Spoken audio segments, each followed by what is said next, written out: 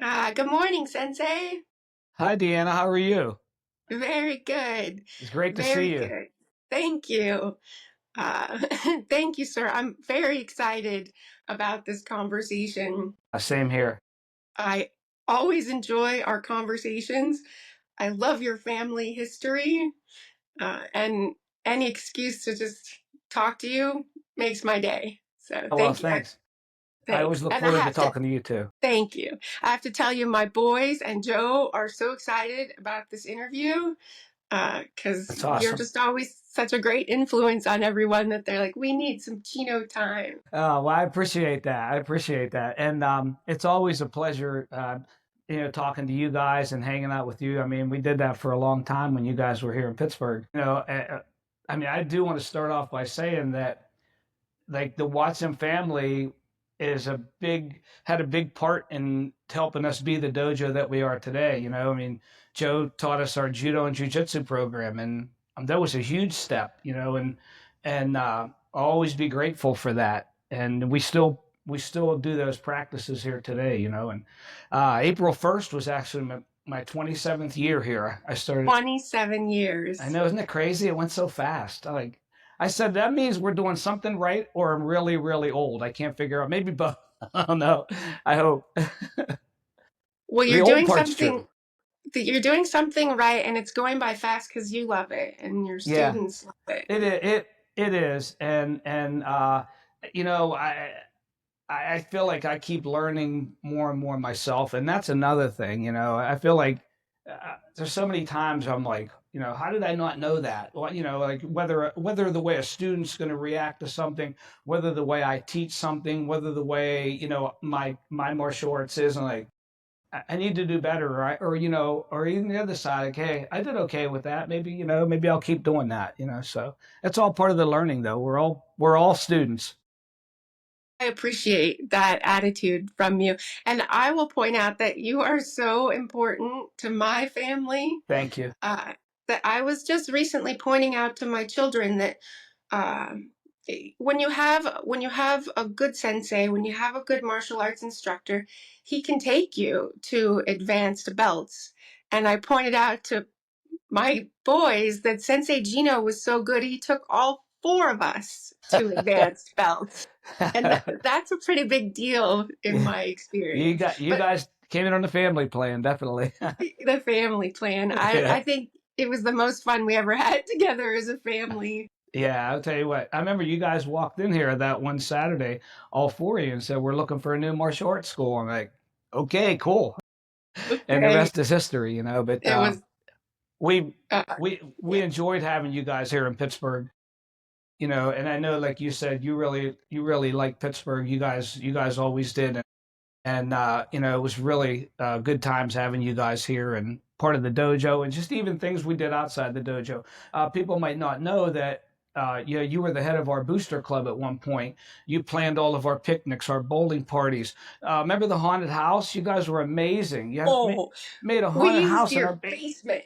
it was unbelievable. I still have a video of that, and kids actually walked through there. We had kids dressed up like in cages. Remember when somebody was dressed up like a dungeon and a cage? I'm like, how did they think of this stuff? It was fantastic. I'm so glad I have that video too, because the kids who did all the acting part for the haunted house, and it was right below where we're sitting right now, um, did such a good job. I mean, I was like, wow, these kids are more talented than I think they are. That like I see their martial arts talent, but they got other things going on here. They're pretty good. That was That was enjoyable. so great. I Yeah, forgot yeah, about that, yeah. actually. And you did Uh, an awesome job at that stuff. And I mean, I got to tell you, I could have never thought, I guess that's why I teach karate and let you guys do all the other stuff that I would have no clue how to do. Well, just on a side note, I always thought it was really cool that your school shared the building with the funeral Yeah, home. yeah, But yeah.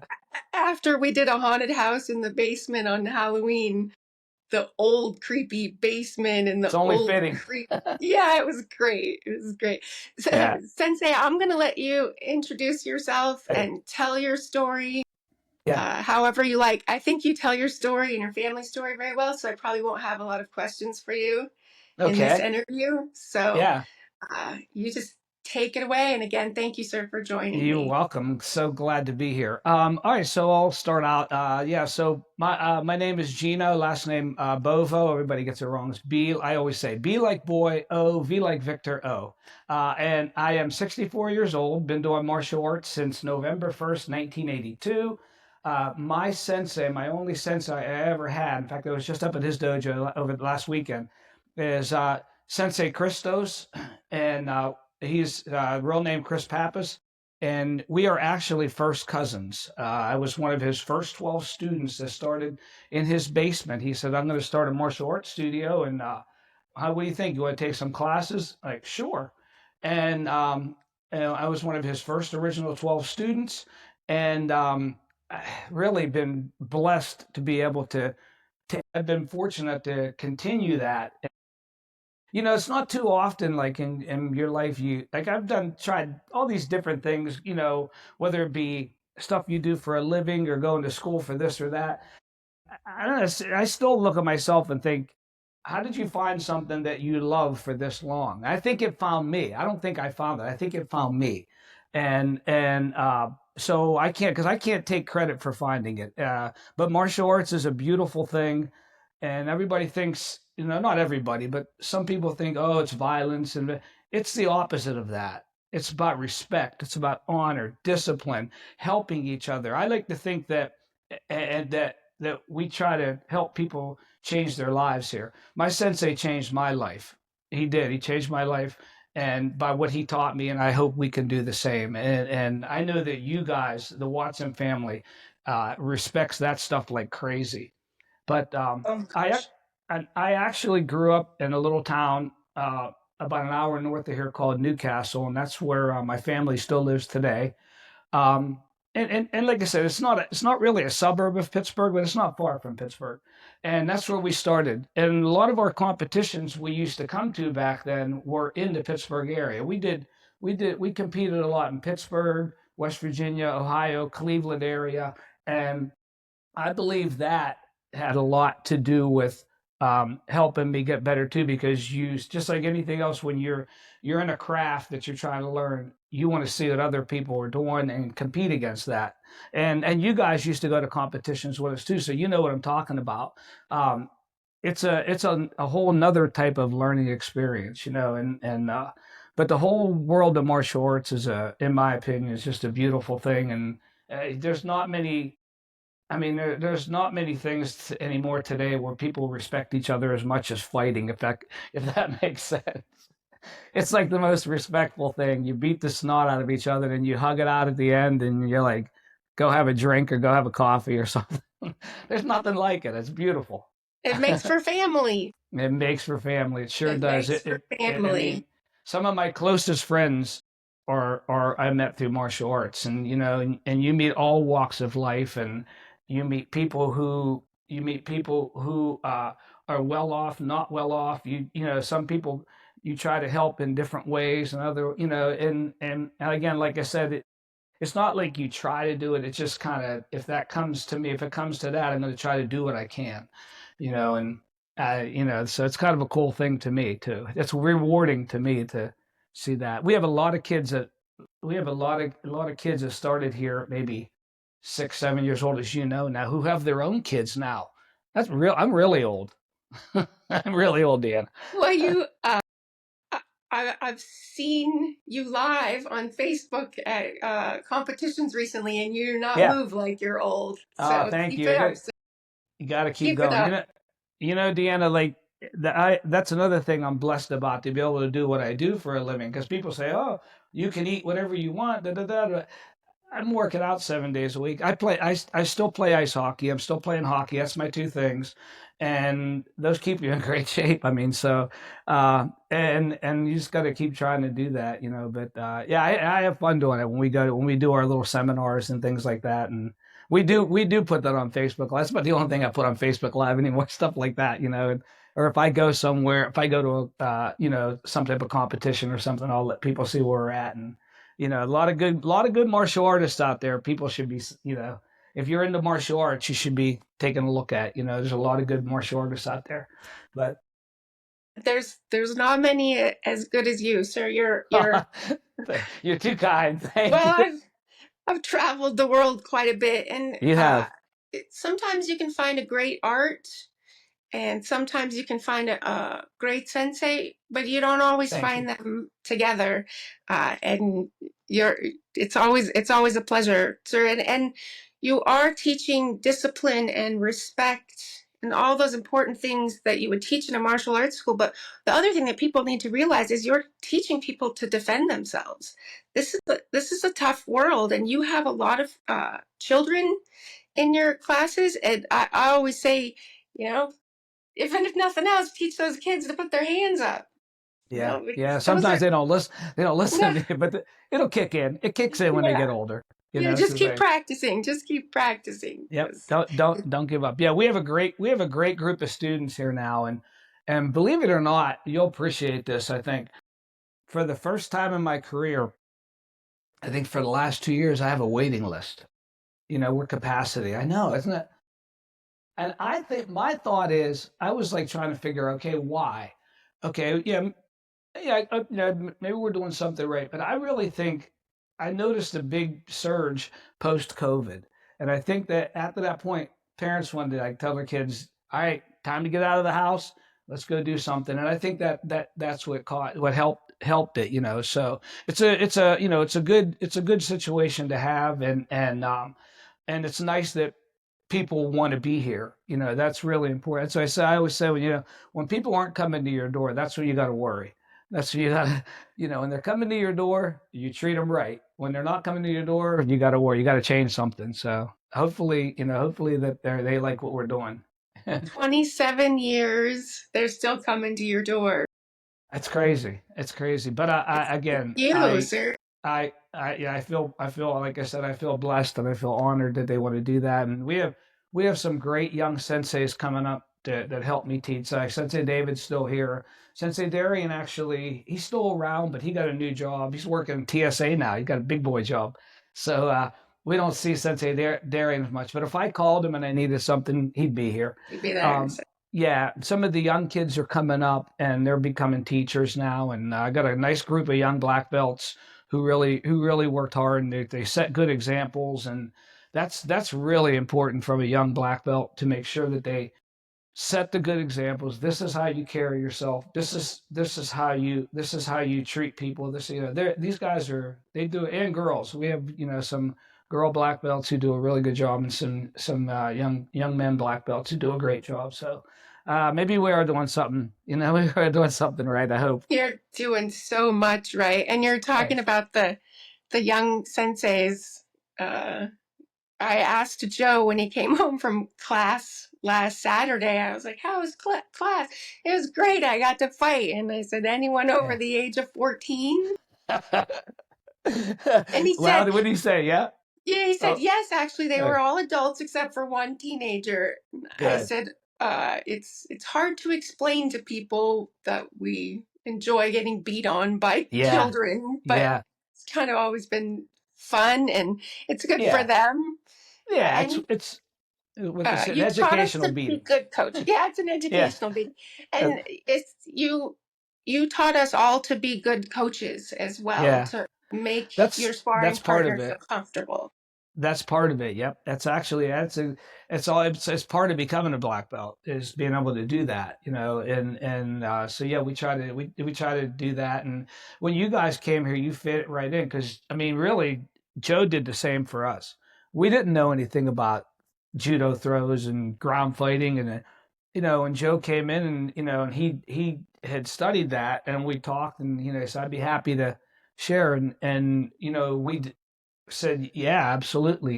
And so it worked out really well. And I mean, we still use a lot of the stuff that Joe taught us today. So I'll always be grateful for that. And we were just ground fighting last night with a couple of the yeah. I got some. They're teenage, like 15, 16-year-olds, and they like the scrap. They like the Yeah, ghost. like a strap. Yeah, I don't really fight as much, because I worry. I try to keep everybody safe, and not me and David will fight sometimes, or I'll spar some of the guys every now and then. But I'm more aware of if I have two or three rings going, I got to kind of keep an eye on stuff because they can get a little bit nuts, and so I kind of keep an eye on them. But I ground fought last night with a couple of the guys, and I felt pretty good. I was like, okay, I haven't lost too much yet, but I doubt it. I doubt it. Well, Joe brought you judo and jujitsu, and you brought our family exactly what we believed in when we were far away from home. Because yeah. Joe and I both came from martial arts families, and we'd already taught our children martial arts. And then we got moved away from home. Mhm. We went through a few schools, but then we found someone who was the embodiment of everything that we believed philosophically, while at the same time teaching an art that works very well for my family. And I'll just throw out, I've taken the boys to a few rock concerts now that they're mostly adults, and my this is a strange thing to teach your kids, but I'm constantly saying, wide stance, hands up, wide stance, hands up. So I Yeah. was like, that sense, like that, you need that perfect Shotokan wide stance so nobody knocks you over when you're down on the Yeah. floor in Right. this concert. Right. Yeah, Very stable. Very stable. very stable. And it starts Yep. from the ground up, man. That's It where it starts with starts. the ground up. From the ground Wide up, stance, hands up. That's my mom advice. Yeah. So Yeah. you spoke of rock concerts. I'm still going to my share. I'm actually you won't be surprised by this. I'm actually going to see Alice Cooper again. Are you? Yeah, May 17th. He's up in Erie, and I saw him in. This will be. Hi, How my many? my wife thinks I'm a lunatic. 26. 26 Alice Cooper concerts. Yeah, I met him twice, You've met and him twice. yeah, I met his kid. I met his son. So and my wife's like, "You're a stalker. You're, no, You're a it's just you're not a perfect. fan. You're a stalker." I'm It's like, perfect. You're of "Yeah. the exact age that you picked the perfect shock rocker. Oh, since I've Uh, been 10 years old. 10 years old. When was your Never. first Alice Cooper concert? Probably sometime in the 80s. Believe it or not, it was that long. It was probably sometime in the. I think when Welcome to My Nightmare came out, I went. When, So yeah, yeah, it's when people still fantastic. thought that Alice Cooper really was some strange, dangerous man, and now he's just kind Yeah. of normal. He's very normal. He's a very He's normal very guy. normal. Yeah. The times I met him too, he was pretty funny. And pretty comical. And That's great. yeah, but yeah, we're going. We're going May 17th, and like I said, last year we went out to. Well, where Star Lake's out here. He was at. Yes, there's been a Yeah, lot of concerts there. there have been. Yeah, yeah. So, I don't like driving in. That's too crazy. So what we did, we took the motorcycles out, and that's the way to go. Motorcycles have their own parking, and there are people watching your bikes. And when you get done, boom, you got your own lane. You zip because how Star Lake can get. It's just so And you're also what, cruising your Harley to a heavy yeah, metal concert in nothing your like it, huh? I Yeah, love it. I miss uh, you so much, sir. I got two Harleys now. I got a second one. I got two Harley. I got the little blue one and I got a big one. I got the I got a big soft tail. Yeah. So love them both. Different needs. It's like having, a couple different gis or a few Yeah. pairs of shoes, Yeah, you got right. You got it right. You got to Mhm. have your sporty one. You got to have your cruising one. I do love how we think alike because Yeah, that's yeah. exactly that's like the argument I would use with Joe. Like, well, really, you have to have your sporty one as well as your. Yeah, I know. I think that should be Harley's advertisement. You need your sporty one, you need your cruising one. You need your Oh my going out one. you need your going out one. You might Yeah. need a couple more, I actually. will. Yeah, Lori would love that. Yeah, I bet she would. I She's bet like she would. she's like, no more motorcycle. You got two, you're good. So 'cause I said I might need a dirt bike. She said, no, no. She's drawing the line. She's drawing the line there. So she goes, you got two bikes, you got plenty. So I'm glad you're doing what you love. I That's yeah. great. Thankfully, yeah. So just trying to keep going and how about you guys? Doing what you love? Seems like Uh, it. Yeah, spending a lot of time with family. You know, our parents are getting older. And yeah, that's my next question for you, sir. Tell me about your parents now. How are they? I'll tell you, they're doing good. My mom broke her arm. And she's in her, I think it was 6 weeks last Thursday. I was just up there the other day. She's doing pretty good. My dad's 94, still bowls, he still golfs. Yeah, he's crazy. And my mom is 92, and she was bowling until she broke her arm. Now she goes and hangs out and watch. They still go to the casino. They love gambling, and even my dad, like, they'll go from Newcastle to my house, because we live, just on the outskirts of Pittsburgh. He won't drive in the city, which I don't want him driving in the city. He'll get me here, give me the keys, or okay, take my car if we get downtown or something. But yeah, he'll still drive here or drive to my brother's, and yeah. But yeah, they still live in Newcastle, and my dad, he says he's 94, and he um he worked in a steel mill for all his life, was served in the Korean War in the Navy. I mean, he's had a pretty interesting life, and to this day, he still looks like the little Italian guy, man. He's just still feisty, Italian. dude. You met my dad. He's I have feisty, met your dad. It's still just my kind feisty. of guy. Like, I love those guys. Like, He'll still tell you what he thinks. He yeah, don't hold back. I'm like, okay, Dad, you yeah, gotta calm down here, but he's still, yeah. yeah. God Your bless him. your your personality's not feisty enough for me. I kind of like your dad. Maybe when I'm 94. Yeah, I bet your mom's a handful too.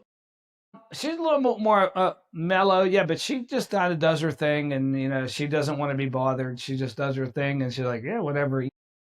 But yeah, but I mean, either one of them, even to this day. I mean, my dad, hey, if I'm doing something and I need their help, they'll be here. If I got a problem, my dad's, even if he has to, I don't want him going on ladders and stuff. No, but if I'm doing a project, and if even him helping me, handing me tools or so, he'd be here doing that, and my Yeah. mom would be my mom would be cleaning up after us. Yeah, and Lori'd be telling her, take a seat. I'll do that. My mom's, no, no, no. I came here to do this. But they're a lot of fun. They're a They're lot of great. fun. Sensei, tell me a little bit about like how did your parents end up in Newcastle, and what did your dad do when he worked the steel mill in Youngstown? Is He that did. correct? Just over the border in Ohio. Yeah, yeah. So So how they ended up in Newcastle. I know my parents were born there. How my grandparents ended up there, I'm not sure. That I mean, I know my grandfather, and my on each side of the family, they came over from Italy, and how they ended up in Newcastle, I think it was just that's where the work was at the time. And my dad was in the Navy. He joined the Navy, I believe, at 19. He left for the Navy, and when he got out, that he did what you do. You go to work in the mill, and in that mill, it was Youngstown, Ohio. He worked at Republic Steel in Youngstown, Ohio, for many years. He was a I want to make sure I say that he was a steam fitter, so he had a lot to do with piping, and I never knew what that meant until when before I taught karate for a living, I used to do a lot of drafting and design work. That was my job, and it's so funny because I never knew my dad, so I'm a pipe fitter, I'm a steam fitter. I didn't know what that was until I started making piping drawings. I'm like, this is what my dad did. Cool. He didn't do the drawing part, but he built the stuff that we're drawing. He would do that. Yeah. So that's what he did at Republic Steel for like over 30 years, 33 years, something like that. And then is that mill considered a big mill, average size? yeah, it was pretty good sized mill from what I can remember. It doesn't exist anymore, a lot of the mills don't. But it was me as a kid, it looked gigantic to me. But I can't remember exactly how big it was. But I remember like it being pretty big, Pretty pretty big. big, and yeah, yeah, and right over the border in Youngstown, Ohio. He worked there, and Youngstown's very industrial. I'm sure you've been to Youngstown, very industrial. I haven't been there for a while either. I mean, on the outside of it, but I don't know like how industrial it still is or not. I imagine it is, but it's always been Is a. is Newcastle industrial or more just rural? That's a great question. When I was growing up, it was a booming industrial town. You know, they had Rockwell International there. They had some steel plants there, rolling mills. Uh, Now it really went south for a long time, and it's starting to actually come back. There's some newer, I don't want to say new, but there's some companies actually opening up a little more there because like it always had with the railroads near there. It was a great location to put something like that for for logistics. So I think that there's some businesses coming back up, it's like some steel plants and like rolling mills. And again, I haven't. I sad to say I kind of lost lost the knowledge of what's what's updated there. But last time I was through there, you see some companies coming back, and I hope it keeps going that route. Newcastle was a great town to grow up in. Yeah, it really was, and I had a really fun childhood there, and there's a lot of great people up there, and so I always, I hope that they. I'll tell you something cool. My brother just showed me this the other day, and he said, "This is on Google. This is true." And some people might laugh, but I think it's good. Growing up in Newcastle, it is. Are you ready? Are you Yeah. ready? It is Yeah. the hot dog capital of the world. The Woo! hot dog capital of the world? And I gotta tell you, growing up there, there's some hot dog places up there and they are fantastic. Coney Island hot dogs, That's what I was about to ask. Coney Island, Bill's. What was another one? Oh, Post Office Lunch had great hot dogs. There's nothing like them. I'm telling you, you could, I love Get Go and Sheets, but I'm telling you, man, those Newcastle hot dogs were the top. So it was rightfully, in my in my opinion, It rightfully so was voted the right hot dog capital of the the world. hot dog capital of the world. I think that's fantastic. But now my brain is just going to, isn't Newcastle probably predominantly Italian? When did Italians start making hot dogs? Well, that's another thing about like Newcastle, and again, I don't know how much now, but when I was growing up there, like how ethnic Pittsburgh is. Yes. I mean, there's Bloomfield, the Italian section. There's Troy Hill, the Polish section. There's all these different ethnicities in Pittsburgh, and that's what makes Pittsburgh Pittsburgh. I love it. Newcastle, it was just a smaller version of that. If there was a lot of Italians up, like I'm 100% Italian. My parents, as you know, there was. I mean, it was like Italian Central, a little town, a little Mahoning town where I grew up in. And but then there's there's the Polish section there, there's the different sections, and so there was like the Greek section, and I think that again in a smaller scale, I think that's what made Newcastle special too, because you had all that. And again, I when I go up now, I don't really get to get out as much as I used to up there. I go see my cousin Chris or my parents, and so I don't know if it's still like a thing, but I know growing up it was, and again, it's part of what added to the charm of Newcastle. Do you find that Pittsburgh still has the diversity that it used to, or is it becoming more homogenized? I think it does. I don't know if as much as like you remember like when you would go down to the Strip District, and all the Is that different. They still have that. There's still really good Italian restaurants down there, and there are, but it is getting. I don't know if I'd say homogenous. Maybe just a little more modern, but I think there is still a diverse population here. It may be a little different populations now. I mean, like, and whether it be like an Indian clientele. Like I have a lot of Indian clientele, and they're moving here. I think because well, number one, the school district that we are South Fayette's very good, and I think number two, there's a lot of opportunities for the technology career has gotten really big in Pittsburgh. As that's kind of like the new industrial. Love it. I really love how Pittsburgh did such a good job of reinventing itself. It It's did. That yeah, it's started kind of back. That's modern and Yeah. historical at the same It time. it is, and I think they make a conscious effort in trying to keep that. It's funny. Like our little town of Oakdale here, kind of resembles even like you lived more in the McDonald area. Look at some of the in that little town of McDonald. Look at some of the architecture there.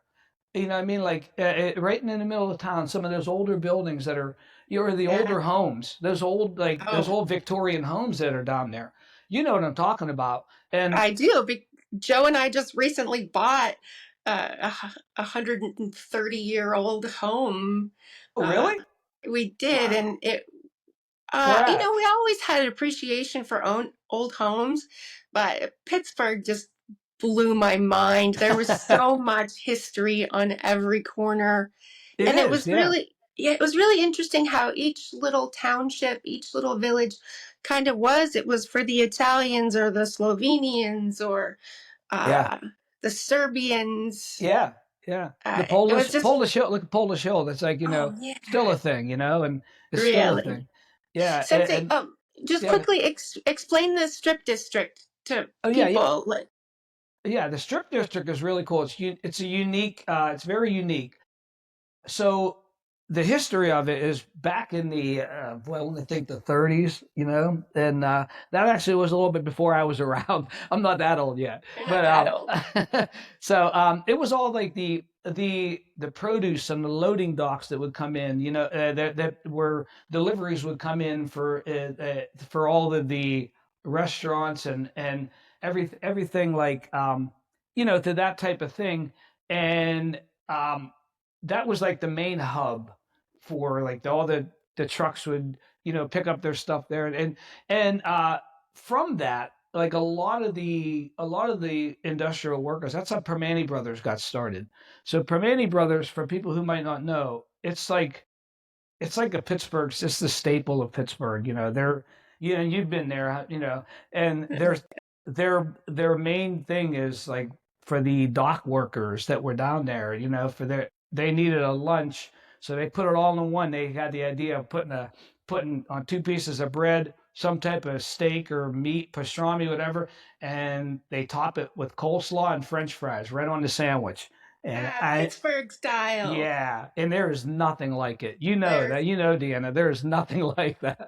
uh, and if you don't know, you just don't know because Yeah, it's. when I was driving limos, remember when I was driving limos? I was I driving limos for do. a while, and when people would come into town, and they say, "What do you do here?" If they never been to the burg, well, the first thing people would ask me, pick them up from the airport, and first thing would be if they were going downtown, the first thing out of their mouth, "Can we see where the Steelers play?"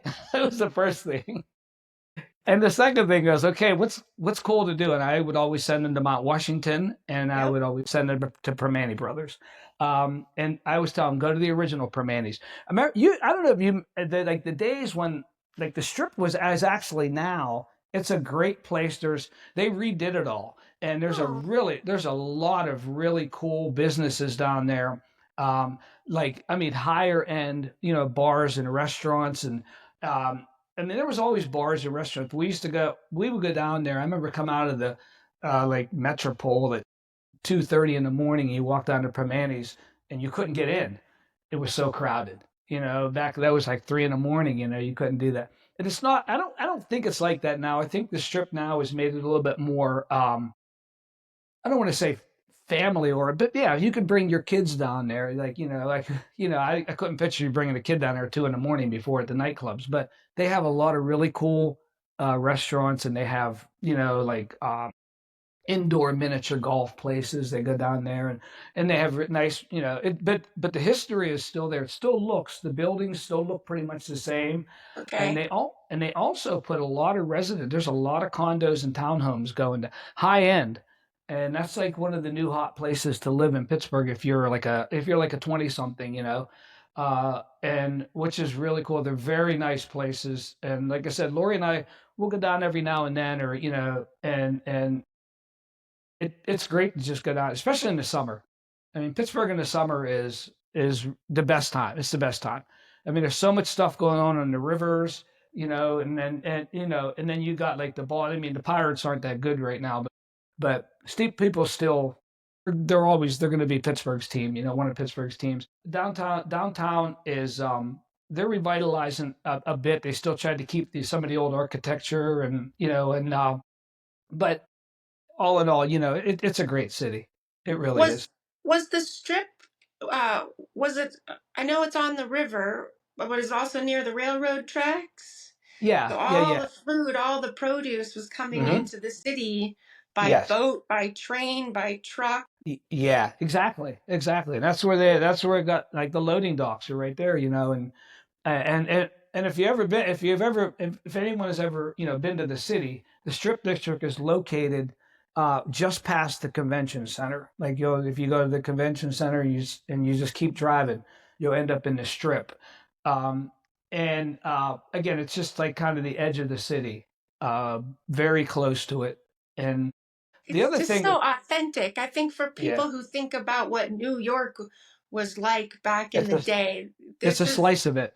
It's a it slice of is. it. And it's a doable Yeah, slice of it. So you and could and really appreciate Pittsburgh without it being so big that you never saw all yeah. of it. Well, the cool thing is too, like the main street through the Strip. There's two. There's Smallman Street, and that's where all the docks are. And then you go let me say one block past that, and that's Penn Avenue, and that's where all of the outdoor markets are. As you walk through the strip, if you ever Oh, get out on a on the weekend, weekend, yes. yeah, that's a great. It's just fantastic. Everybody has their outdoor markets there. You can buy anything you want. You buy fruit. You buy. They have the fish markets. They have t-shirt market. They have who has candy. Who has there's homemade like lick spirits and things like that. So it's a really really cool way to spend your Saturday or Well, Sunday.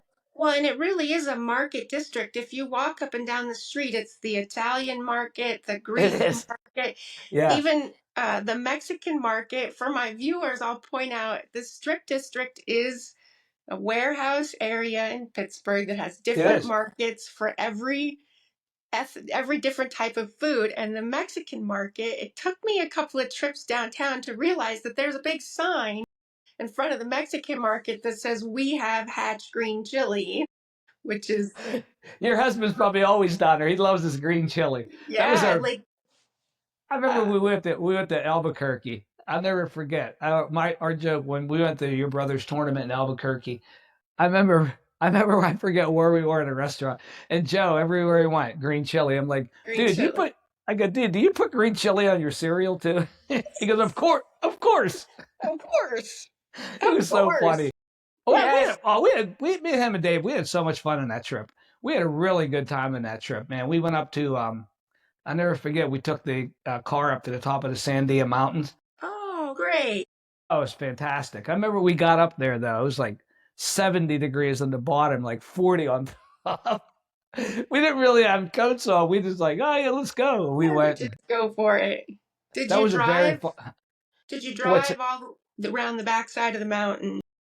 I think I'm trying to think if Joe did. He did all the driving. Okay. I remember we were on top. There's a restaurant up there, Yes. and Did you take the I, tram up? we did. I Okay. think I think the coolest thing I'll never forget. They were. I think Joe was telling us, and this is one of those. This would be like a great nobody knows. So people might not know that that restaurant on top. He said they don't really have running water. So every time when that tram goes up and down, I don't know if they still do this. They would have big bladders of water underneath it, and that's how they carry it up. Did you know that? I did not know that. I It was did not know amazing. It that. was amazing. Yeah. And then and then and then on the I never forget on the way down. I mean, I don't. This guy was crazy. He had a worker. They had some type of problem. He climbed up on top of the car when they stopped it, and he had to fix something on the like one of the pulleys or something. I'm like, yeah, no way. Wow. Yeah, no way. The Sandia Peak Tramway in Albuquerque goes something like The city is at 5,000 feet, and the top of the mountain is 11,000 feet. That sounds right. That sounds Yeah, right. it's the world's longest tramway. There's a car Yes. that goes up and a car that Yeah. comes down, and you get mountain views like you don't get anywhere Yeah. in And I always America. remember, I remember being at the top and we were looking out over, I think you look out over Albuquerque and Joe's saying, that's this little, you see this little waterway down there. He's like, that's the Rio Grande. I mean, it looks so small from up there, you know? And Well, so, especially if you're from Pittsburgh and you hang out on Mount Washington and you have yeah, what, the Three Rivers and their yeah, own Three Rivers Stadium. yeah. Well, yeah, yeah. Now it's, wow. So here's another thing. Now it's Acrisure Stadium. I don't know. It's gonna. Yeah, I know. It's always gonna be Heinz Not Field to Heinz me. Field? Nah, It's that they well to Pittsburghers it is. We don't okay. call it We call it Heinz Field. We don't call it Acrisure Stadium. I guess that's just who bought it, you know. Okay. But Yeah. yeah, yeah, Back in the day, was it Three Rivers Stadium? yeah, yeah. And it And was that was actually like the Steelers in the 70s. that was the heyday, the Iron Steelers, and like yeah, definitely, you know, and the Joe Greens and the LC Greenwood and Jack Lambert. Those guys were, I mean, you know, and that was like the start of the steel curtain, and you know, back in the day, that was all at Three River Stadium. Okay. Yeah, and I remember when they knocked that down, Heinz Field was already partially built, and they had to put like barriers, like almost like a netting or something like canvas, so when the stadium fell down, it was so close that it didn't damage Heinz Field, Oh my and thankfully goodness. it didn't. It worked. Whatever they did worked, but yeah, they knocked the rivers down, and I mean that's another part of like my growing up. I mean, how many times I've been to Pirate games and maybe only a couple Steeler games, but we used to go to Pirate games all the time, you know, at Three Rivers, you know, and again, I lived in Newcastle at that time, so when you were a little kid, that hour drive away was like forever. You know what I mean? Like, you know, now I'm like, I don't know, 15 minutes from there, you know, so, but growing up, like that hour drive or hour and 10-minute drive was like, when are we, you know, we're never going to get here, you know, but Well, and now it's so nice. Pirate Stadium is so nice. it is. It is very yeah. PNC Park's very beautiful stadium, and Mhm.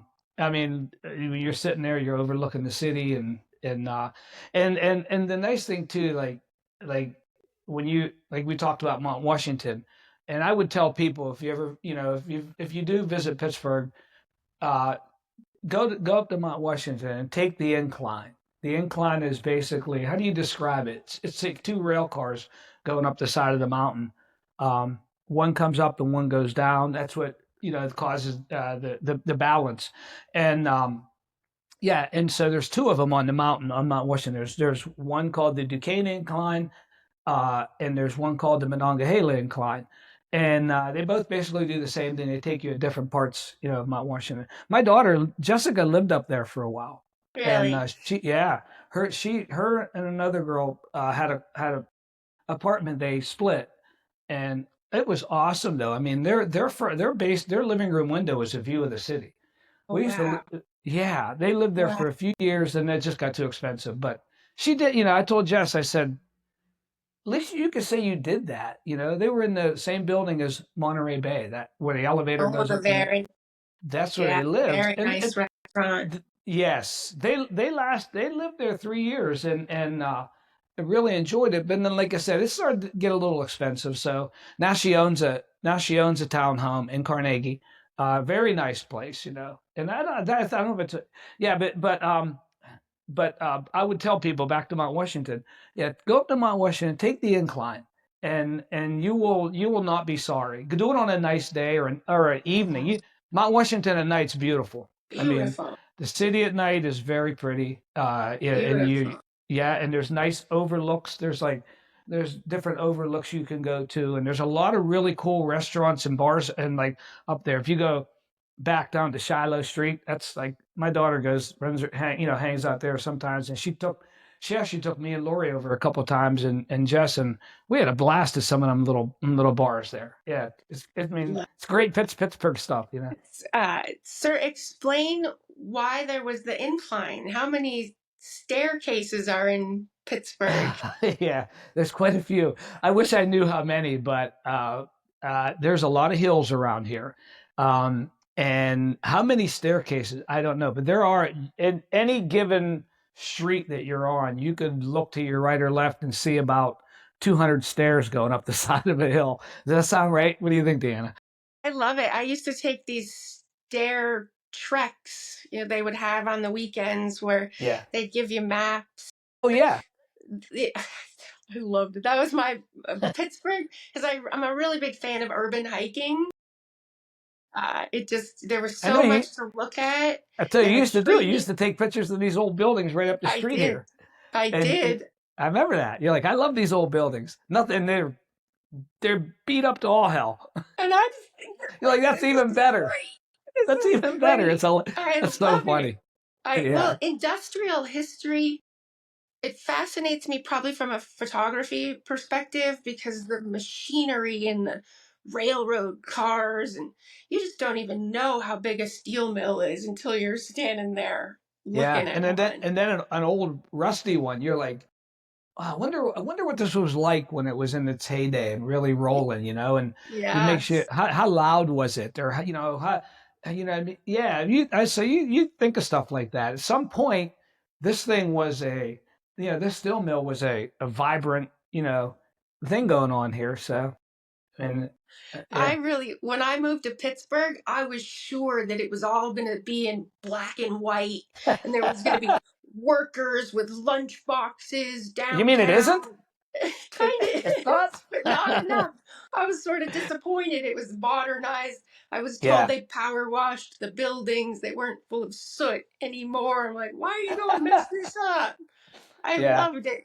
But the stairs so the steelworkers lived on the sides of the hills. The mill was at the bottom. Yeah. So Right along the after a river. full Say, day along the yeah. river, Yep. and after a full day working in the mill, they had to climb all those stairs back to their homes. Yeah, that's where, yeah, the inclines came in. And it's funny too because like you can see a lot of videos of like people who got married on the incline, or who got engaged, or whose birthday. There's all kind of like Yes, celebrate their birthday on the yes, incline, like yes, us, like we think of it like, why? But yeah, for somebody, I get it. It's a yeah, the Pittsburgh staple, and if you want it to is. have that thing, I used to think like, okay, I didn't get it, but I do now. I think it's kind of cool. I think it's kind of a Well, cool thing. part of it's the view because it's a Yeah, beautiful view. exactly. That's part of the thing. Yeah, that you get, and like you said, you're right. Pittsburgh has it's a good blend of modern and old fashioned, but it's not a dirty, dark, No, smoky city. no, I And really wanted it to be. Darn it, and then you were disappointed at I all the was. at all the cleanliness. I was. I That's think and hilarious. this is how I envision Newcastle too, is those old football movies from the 70s. Yeah, yeah, and I tell you what, like I said, there was parts of it, yeah, that were like that, and parts of, like, you see, like, if I'd have to say what's still like really old fashioned, there's like a couple really old bridges and things like that. Oh, like the old mills that you like to take that don't work. There's a couple of those up there too that they didn't tear down. Like the old bridges over the industrial river with the railroad tracks underneath them, and these and and like things like that. But there is, believe, more in industry there than there is, like, I guess, ratio Okay. than there are in the city of Pittsburgh now. Like, but you think Station Square used to be a rail yard, and it used to be like in fact, there's still a big cement. There's one of the first cement pots ever in from Bessemer Cement. It's still there. This is where the Hard Rock Cafe is now. Yeah, yeah. Well, Yes, I think it the might Hard be Rock just closed. It just closed, I think, recently. really. But yeah, the Hard Rock, and where the soccer field, where the Riverhounds play, the soccer field's there. Oh yeah. Uh, yeah, yeah. So Station Square, though, man, I really hope they do something. I remember probably back in 80s again, maybe mid 80s, we used to go. There were some really cool bars and restaurants down. We used to go to the Sports Garden. That's where I remember if that was like Lori and my second date or third date. That's where we went. Uh, it's so funny. It's the first time her and I ever danced together. And the Sports Garden, their dance floor, like everything about it was sports. Their dance floor was a boxing ring. And I just thought that was so cool. Ropes and everything. You climbed into the ropes on the dance floor, and yeah, and that's the first. And Yes. yeah, and I still remember That that. I think this was a conversation you and I used to have, that I expected Pittsburgh to be a Rocky Uh, movie. like And Philly you in the used to, '70s. yeah, like, what was the chicken? You used to say, "We're not doing that, chasing the chicken." Yeah, yeah. I'm gonna have my karate students do that. I should bring a couple chickens in here. All right, you catch them, you get your black belt. Instead of fighting them, I'll let them fight the chickens. Oh, let them fight the chickens. Yeah, I think I it's a good really idea. thought it was going to be like, and it was a lot like those old movies. I was Yeah, fascinated by it.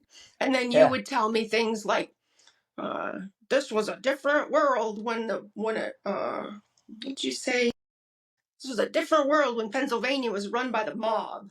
Oh yeah. Uh, I mean, back in back in the day, it was like PA and Youngstown, and even like places like New Ken, and some some people would say, yeah, it was safer back then, because people were, they watched themselves a little more, and I don't know what today, what if how much influence that is still going on there. I couldn't tell you, but back in the day when you were a kid, like you think there wasn't like the Godfather or nothing like that. But yeah, so there's people there who keep an eye on the town, and yes, they keep an eye yes. on their town, and Keep an eye and on their town. yeah, I think New Ken was like that, and I remember because I have friends in New Kensington, and they would tell me, yeah, and the people watched out for things here, and in Youngstown and Newcastle, even parts of Newcastle back in the time, like people watched out for you. Hey, you let me know if you need anything. You need anything, you let me know.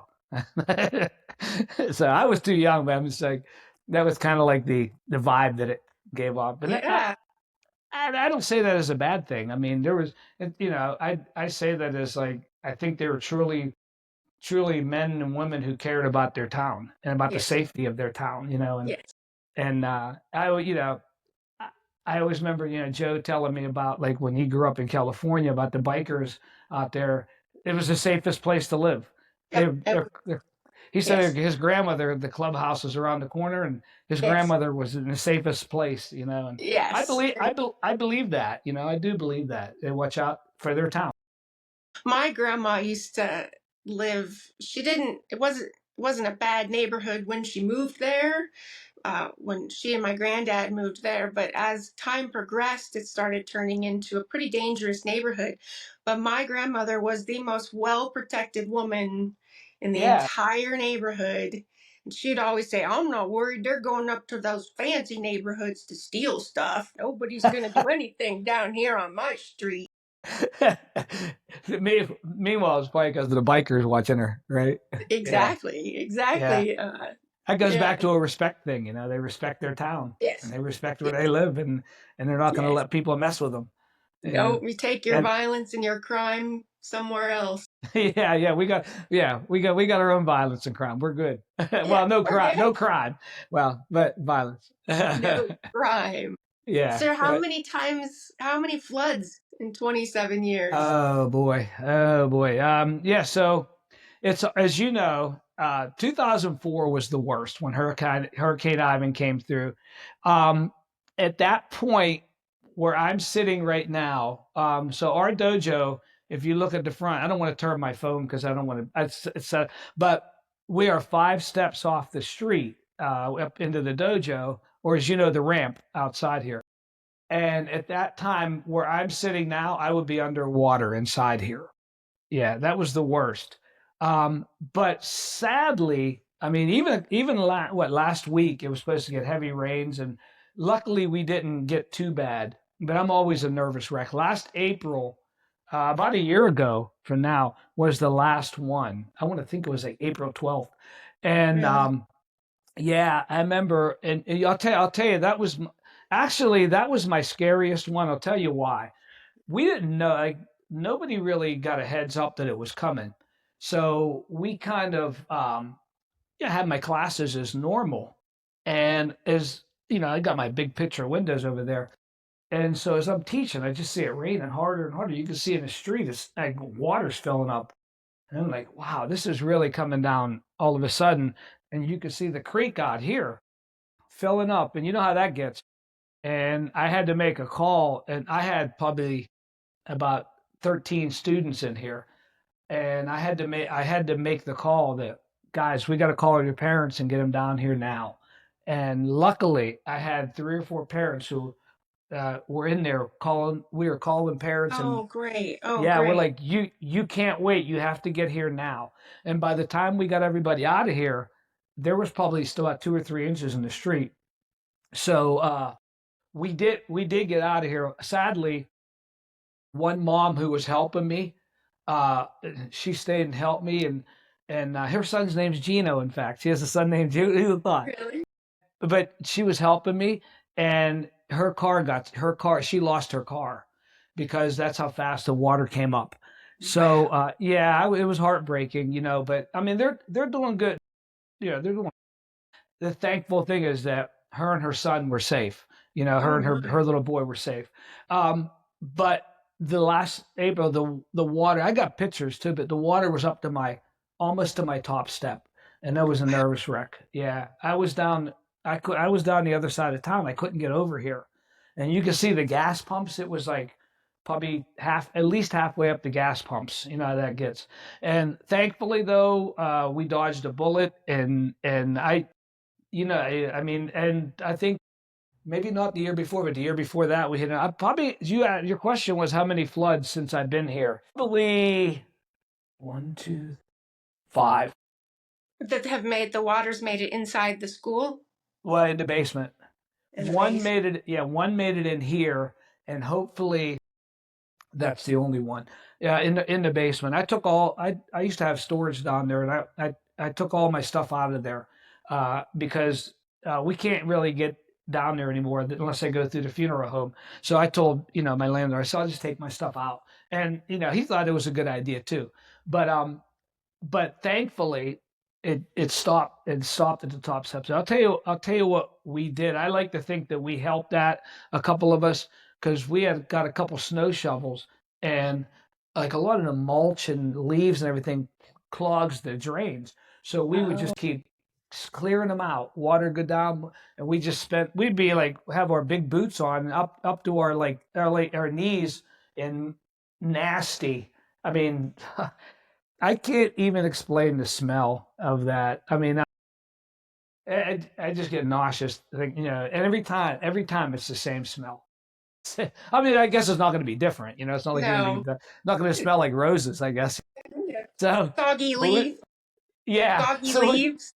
yeah, yeah, right, mulch. So we would get those shovels and the Masonic Hall across the street. We would be getting those, and I think that helped it. We tried to keep it down, and we would move up the street. But some of those businesses in the middle of a town, they're lower lying, and there's a couple of them this last time that didn't come back. There's two of them that yeah, they got hit. Like, yeah, there's a hair salon right across the street. That I think she said, "Nah, I'm done." And there's another hair salon down here, and I think that she said same. So hopefully, I don't want to. Hopefully, we don't go through that again. The water doesn't. Does the water just come over one of the bridges a mile up the road and flood the whole town? Well, it's more like it's more like a flash flood.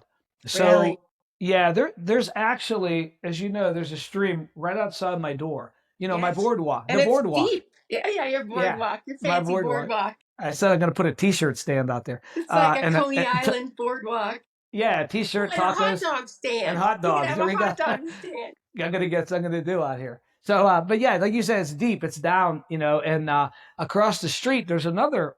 It's almost like our own little mini Three Rivers, because right over here, going that way, they meet, they come together right there, Oh, I see. and so what happens is all the water from the hills rolls down to Oakdale, and before you know it, it's It's amazing how fast it happens. It's scary. Really?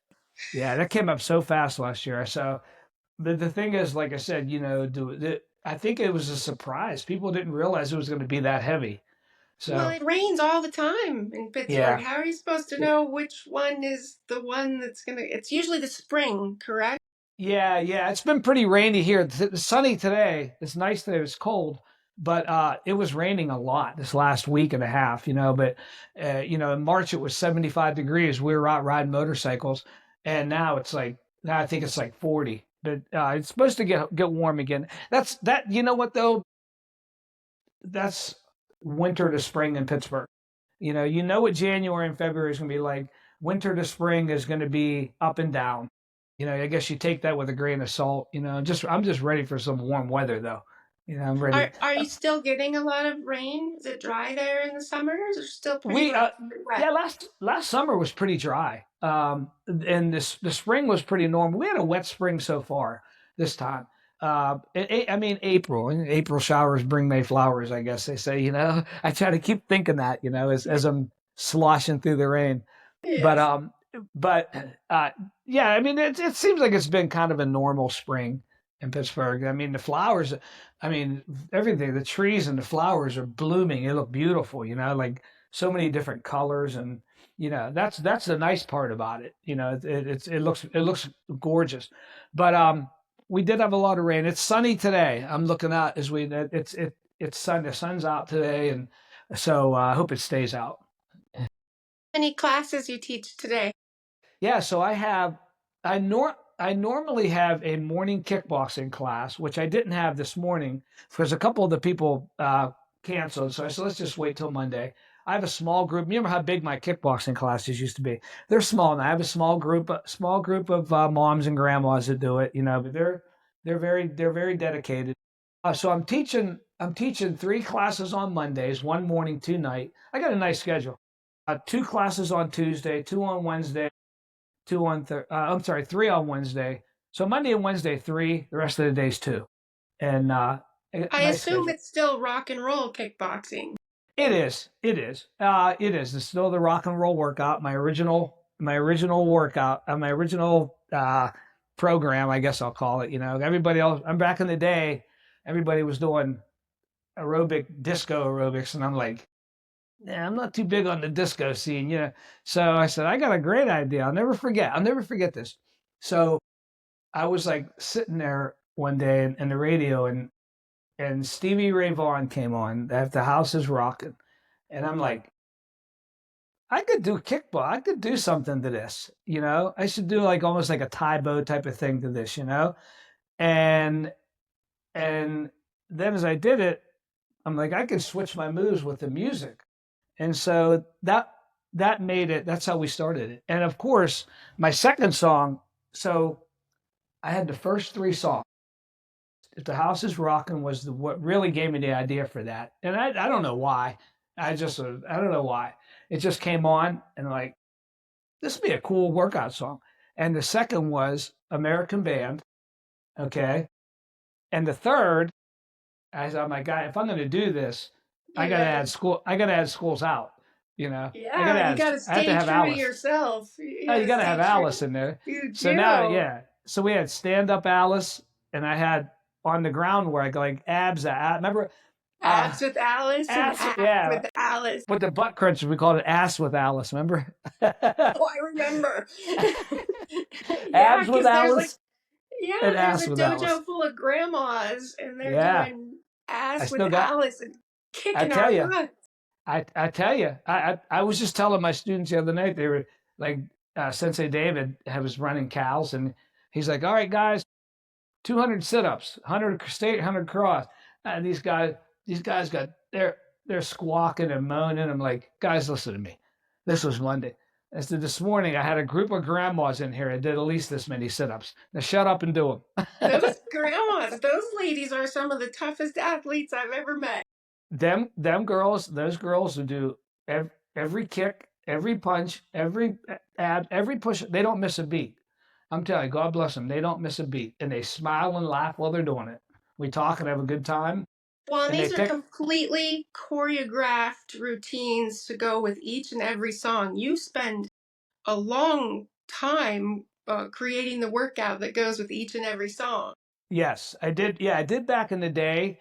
Now I look. Now I kind of just go with like a little more freewheeling. But yeah, back in the day, I mean, a certain point of the song we switched. Certain point of the song we did this. You know, it wasn't freewheeling, and that's when my friend Gary and Sandy. That's when Gary taught and Russ. Remember Russ? That's when Russ taught. Mm-hmm. Those guys knew, and Andrea. Those guys knew all the moves, and I would tell them if you want to switch up and do like your something with your own thing, go for it. And they would try it, you know. So if you have a different song you want to do, go have fun, man. Let's have a good time, and you're gonna get a good workout either way. Great workout. How many songs are in your collection now for rock and roll kickboxing? How many on the playlist? Oh Like boy. have choreographed routines of punching and kicking for each Let me go. think. So I did add some new ones, but I'd say overall total I have probably about. Really? Yeah, and some of the new ones I added though were really I added song, and sometimes people will request you should do this song. You should Mr. Brightside by the Killers. I love that song. That's on there Okay. now, and I do some U2 now. I do New Year's Day for abs. Um, Okay. BTO. We always did Kid Rock. We do what's the White Stripes? We do some stuff by them. Seven Nation Army. We do that. That's a good one too. Bohemian Sure. Rhapsody. Bohemian Rhapsody. Did you ever do Bohemian? Did you ever do that one with I us? don't think I did. Oh, Uh, oh, they hate oh, it. I hate it. They hate it. I hate it. I did. I did it. I did it at John Kansler's event. You know, and every year I do my kickboxing up there. You know, I'm doing a couple other things up there too now. We're doing a sparring seminar up there too. But I did that, and the one year I threw on Bohemian Rhapsody. I think people were pissed. They think it's gonna be, oh, this is nice and sweet, and then you throw in Yeah. what crunches and When you hear the yeah, side hear the piano kicks. coming. Yeah. Yeah, And and yeah. uh, and it is hard, you know, it's harder. And um we did what other one that I did up there? Oh, that really got him too. Remember the song by Rise Against, Behind Closed Doors? I know you Yeah. guys are big Rise Against fans, which I am Yes. too. Yes. Well, I did Behind Closed Doors, and that song, your your feet never rest on the ground. They're always up doing something. And those people you get done like, I sorry. I really wasn't sorry, but I just, No, that's you what you know, do. That's what that's you why, came yeah. here for, and I'm that's like, what is. yeah, you came to the class. You I'd be came to like, the class. yeah, that'd be like me coming wanting to do a workout, and they'd be like, what's wrong with you? Like, he's like, you came here, You you came came in, here. You yeah. asked So for it. yeah, You but asked for it. yeah, it's fun though. Yeah, I'm still doing Kanzler, still doing Kanzlers and Johns, and we actually do he lets us do a sparring distance angles and sparring technique seminar. Me and David, I think that's the one you said you saw when we live Yes. streamed. Yeah, we Yeah. do that, and that's always a really good thing too, you know. And his events are really, as you know, it's a really really great event. We're still Well, going to that. explain that to people. Yeah, yeah. So it is they call it the Global Leadership Conference weekend, and it is literally on like my black belt wall behind me here. If you look at it, there's signatures from around the world. We've been really fortunate and blessed to have a lot of martial artists from around the world. As Deanna knows, you come to our dojo. We have people. I mean, I've had people from Mexico, Ireland, Australia, Singapore, England. What am I missing? All over the U.S. That are from this organization, and the Global Leadership Conference is here in Pittsburgh. And John Kansler, the guy who runs it, is a very good friend of mine. We've known him for years. He was very good friends with my sensei, and so we used to go to his competitions. And so I've been a part of this organization since '99, I believe, And we go every year, and it's a weekend of seminars, award ceremonies, formal dinners, and it's really you really meet a lot of really unbelievable martial artists, and a lot of them, even they're outside their martial arts life, like like my friend Ed Gleason is a probably one of the most decorated military guys I've ever met in my Oh, life. really? And you hear Ed, and yeah, he comes up, he's dressed blues, and the way it's funny because the reason I got to know Ed was back years ago. His wife did my morning kickboxing class, so and his granddaughter, and they liked it, and we start talking, and here Ed's a Harley guy, so me and him hit it off right at the bat, and he liked what I was doing, and we started talking, and now every year he comes in, he comes to my dojo, and he was here last year. Well, last year he was here last year, and so guys like Ed and people, like I said, guys like my good friend John Ward from Dublin, Ireland, they didn't come in last year, but they're coming in this year. And John Ward actually started my dojo visits because they were here actually started after the weekend was over. They stayed an extra day because they couldn't get a flight out to back to Ireland. So John called me and he said, "Hey, can some of these guys come and do some stuff for your students?" Because like the conference is held 20 minutes away by the airport. I'm like, "Yeah, absolutely." So I didn't really know John then, and he come in and he had two other guys with him, a guy from England and a guy from Australia.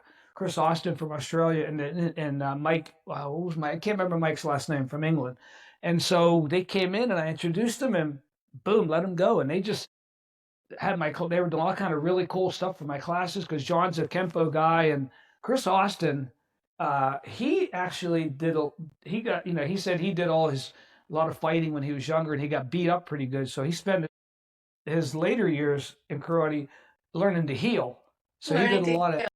yeah, learning to do healing. So he did a lot of that stuff.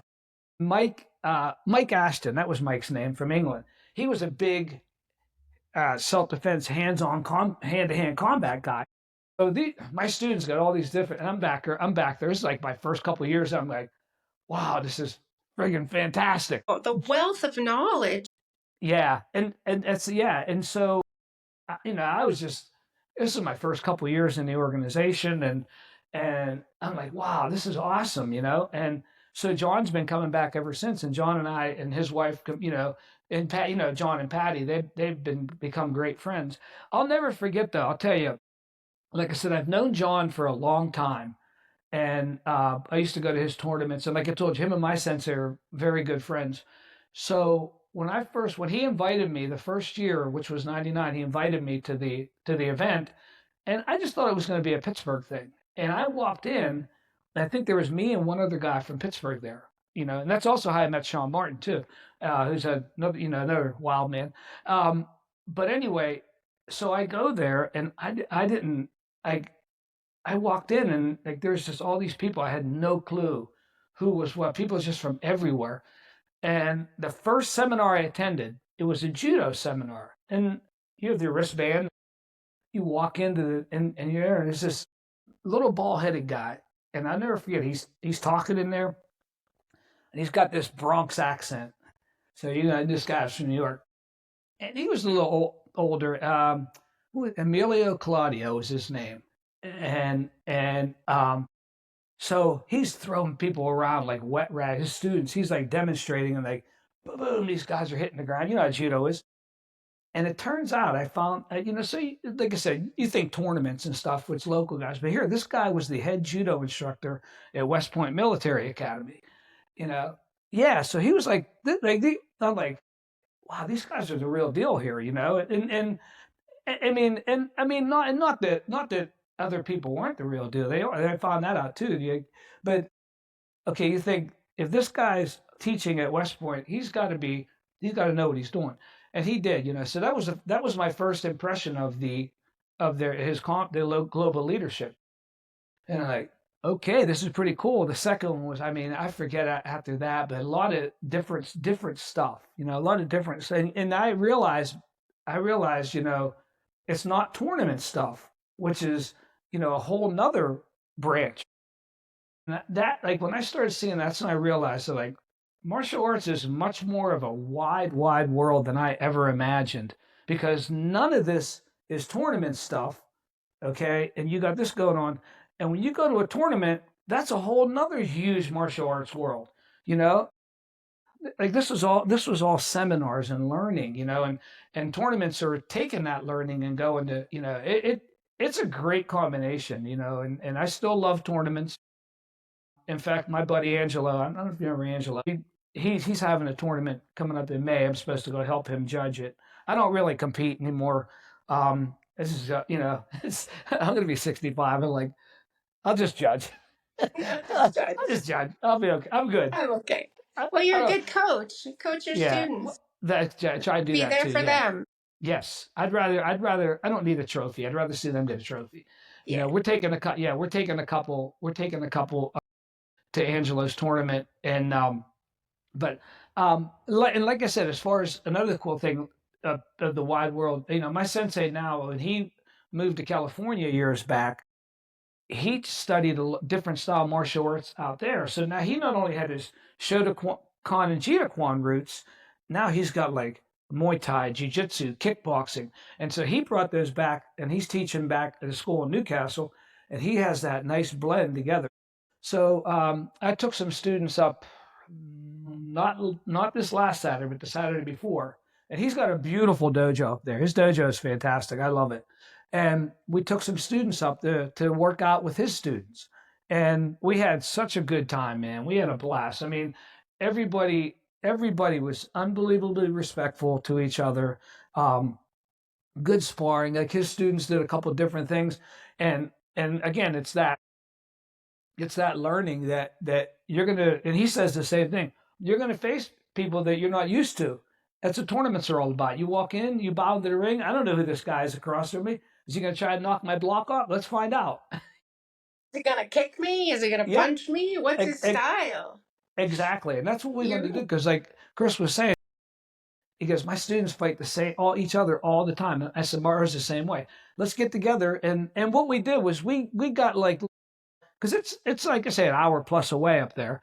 And so he said, let's do something for good incentive. Let's let them know that we appreciate them taking the time to do this. We gave them some little medals, not a participation trophy. First thing Chris said, he goes, this was not a competition. He said, but a lot of kids are sitting home right now, eating ice cream and watching cartoons. You guys are here. And I say the same thing about my students. So we want to acknowledge that. So we gave them medals and congratulated them and stuff like that. He's like, Chris is like, these are not participation trophies. This is not, no, this is, I said, no. they're appreciation trophy, because it's easy to stay home. It's easy to not do that. It's easy to not put your gear on and go spar. It's simple. Anybody can do it. How did Chris put it? I was cracking him up because we were showing our age. He goes, yeah, here the friends can be sitting home watching the Flintstones right now. And these kids are probably like, who the hell's a Flintstone? Flintstones. I told Chris, he was laughing. He goes, I didn't even realize I said that. I said, nah, I said it was hilarious. Because he goes, I said that. I get it. I think he goes, I didn't even realize it. He was cracking up. I said, that's all right, man. I said, they'll figure it out. They'll go home and ask their parents who the Flintstones are. Who's the Flintstones? He said I shouldn't stay home from class to watch the Flintstones. Yeah. Oh, I love the stuff he comes up with when he's teaching. He comes up with some really good stuff when he's teaching. I don't know how he does it, but He's a I love pretty that. interesting guy too, isn't he? He is. Oh yeah. Spent some time in California. He did. He's lived 20 years in California. He's a accomplished actor. He's been in a lot of stuff, TV, movies, commercials. I mean, and like I said, I remember when he first moved out to California, his first big thing he did was actually a karate fight. It was really cool. If you ever see the movie Desperado with Antonio Banderas, he he's in about the first Well, sadly, he gets eliminated. Sadly, Ah, yeah, no, I wanted to, I was like, oh, don't worry, cuz I got your back. I'll be yeah, there because we're first cousins. yeah. But anyway, uh, I lost my train of thought. Uh, anyway, what was I lost my train. He did a fight scene in the Oh, movie. thank you. Thank you. Yeah. Yes. So he's been in Desperado, Dust Till Dawn, those Robert Rodriguez movies. He's been in a few of those. But Desperado, yeah, and like the first maybe half hour of the movie, there's a scene where they're fighting in like a dirt ring, and he wants him to. He's the guy's auditioning to be part of the bad guys team, and he wants him to fight my cousin. So Chris jumps in there, big tattoo on his chest. As you know, he's all tatted up, and he does some, he does like kicks and stuff that are because he's a unbelievable kicker, you know. He does multiple kicks and pump spin crescent kicks, and he's doing it. And I remember me and Lori were sitting there. We went to the movie. I'm sitting like, this is phenomenal. He's like as big as a building on the screen. I Very. couldn't, I Yeah. couldn't wait to, I couldn't wait to get home and call him. I'm like, cuz I just came from your movie. He was so excited that we went on the first night. But that was like one of his first things. But he's been in Dust Till Dawn. He's been in Deep Blue Sea with Samuel L. Jackson. He's been in Drill Bit Taylor with what's his name, Owen Wilson. He's been in a lot of TV shows, NYPD Blue, ER. Melrose Place. He was on Melrose Place, Is believe that it or not. Melrose Place? Yeah, I forget what he did on there. He was on Dexter. He's Oh, that's really, great. yeah. If you go to IMDb under Christos, Christos, you'll see all the stuff. He's got he just even back here, they flew him to I think it was New York or Philly. He had a couple of things going on. He was in one of he usually plays a bad guy. He was in America's Most Wanted or something like that. He played a part on, and he did another he was doing a thing for HBO recently too, or it's going to be on HBO called The Task. I think that's what it's called.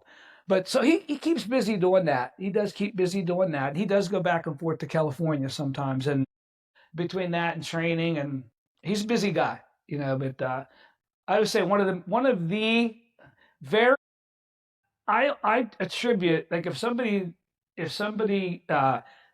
like likes what we do and thinks that we do a good job, I attribute that partially to him because he taught us. His school was a tough school, as I know the ones Joe came up through are the same way. He's a tough, realistic school, but I always say this about him: he's one of the most fair, very tough instructor, but one of the most fair instructors that you'll ever come across. He's extremely fair, and he'll if you need you need somebody to get on your case, he's right there. If you need somebody telling you you did great, he's right there. Yeah, he's my only instructor I ever had, Really. my only Um, sensei. were you just telling me that he had gone to California and kind of expanded his knowledge to a couple different types of martial arts? Yeah, when he lived out there, he he well he used to I'll tell you the how he started too. Uh he like him and most martial artists know well most people know Billy Blanks from Taibo, but Billy was a seven-time world champion from Erie, Pennsylvania originally. So him and my cousin knew each other because Billy used to do our tournaments. He'd come to a lot of tournaments, so my cousin and him knew each other. And Billy used to actually come to our dojo in Newcastle sometimes to do seminars, and which was amazing in itself because at that time he was like known for Taibo and he was known for seven-time world champion and just a big guy, And Billy was really great to train with too. I've had the opportunity to spar with him, I don't know, five or six times, and I was scared to death. I'm not gonna lie. I'm not gonna Thank you, lie. sir. May I have another? Yeah, yeah. I was, but he was very gracious and he was very fair with me. But it was really, to say that I got to spar with Billy Blanks was really something. Um, anyway, again, I lost my train of thought. I was tough. Just Oh, thinking, about, it's Sensei Christos. I always think of it as like an old CrossFit bodybuilding martial arts class in his garage, very yeah, old school yeah. Pennsylvania. He's old school. Yeah, he is. Oh, that's what you were saying about his how he got to be Yes. expand. Yeah. So anyway, when he got to California, Billy was teaching out there, and he was working out with those guys, and he would work with Billy, and then I forget how he got involved, or he knew somebody who went to Dan and Santos martial arts studio. Dan and Santos, another very well known guy who used to train with Bruce Lee, and then Santo did a lot of Muay Thai. So he got, I think it was, that's who did, he did the Muay Thai. He trained with those guys for a long time. He did Muay Thai for like 5 or 6 years, and he trained the Muay Thai for like 5 or 6 years with those guys. I think it was that long, and that really broadened his horizons. He still teaches Muay Thai today, and he's very good at that too. I mean, I've just moved around with him a little bit with that. He's very good at Muay Thai also. So, and they also studied their grappling and jiu-jitsu out there. He's very much a MMA style, more of a traditional style martial arts, but it's MMA based as far as the blend, as far as what Okay. they cover. Mixed martial Mhm. arts is kind of like we cover this and that, but he's very thorough. Like what he teaches. He don't. Oh yeah, and he's a, and one more, he's a fantastic boxer. He's a Oh, I fantastic bet. boxer. He's a fantastic boxer. So he got that reach. He got those long arms. He'll hit you from like 5 feet away. But yeah, but he and I are very close. We're first cousins. We've been close all of our life, and again, my only sensei I've ever had in my life, and really, really extremely fair, tough but fair person. Yeah. So to circle back around now, if he's your first cousin, is that your dad's side or your mom's side? Yeah, so my dad and his mom are brother and sister. Okay. Yep. Aunt Connie, she's my dad's sister. Yep. And So what did his parents do in Newcastle? well, yeah, so my uncle, his dad, Uncle Andy, he passed away now a few years back. He was a independent truck driver, and Okay. he drove semis, he drove tractor trailers, and his mom for a while. I mean, raising kids, she was a stay-at-home mom when their kids were little, and then she worked just like at Sears for a while. I guess she's much older now. She's retired, and like I said, my uncle Andy passed away a few years back. But yeah, that's what they did, and but he was an independent truck driver for a long Okay. time. Yeah. So not a steel worker in Youngstown. Does Newcastle have a huge population of men that go to Youngstown to work in the mills back in the Well, day? back in the day, yeah, quite a bit. They were there, or there was Sharon Steel, which I think is still in operation. Sharon, PA is like a little bit north of Newcastle, actually. Newcastle's north of here. Sharon's about I don't know if you were ever up there. It's No. about it's about half hour, 40 minutes north of Newcastle, going up towards like I don't want to say Erie, but towards Grove City. Okay. Up that way. You probably been to Grove City. I just think it's so interesting because Pennsylvania is such thick, dense forest. Some of And it. then some of it is, and then you go through these small towns and you see all this old industrial stuff Yeah. peeking out of the forest. Yeah, yeah. I mean, yeah, it makes you wonder. I mean, how to get started, and and I mean, Newcastle was a much bigger town. I mean, when my high school, I graduated in '78, and we had like 450 kids graduate in Really? '78. Yeah, yeah. Now I don't know what it is now. I'm not sure what the graduating class is now, but back in the day, we have like 450, and back then. So, what was it like for you? High school in the 70s in a somewhat industrial rural town in Yeah. Pennsylvania, north of Pittsburgh. Well, I'll tell you. So, high school, high school was just it was high school, and then one of my favorite parts about high school, like I've always like enjoyed music. I grew up playing drums, and my brother played guitar still to this day, and so we always liked music, and so I think it was my senior year, we started a basement rock band, like as you do. And like my best friend growing up, my best friend Jim, who is still a musician today. He's down in Marco Island, and that's what he does for a living today. Very entertaining. Summertimes he goes to Ocean City, Maryland. So he kind of, he's on the beach club scenes, and he plays there. But very successful, very entertaining. Anyway, me, him, and my brother started our first band in my parents' basement, and so Jim's a much better drummer than me. I mean, way better drummer than me. He's really good.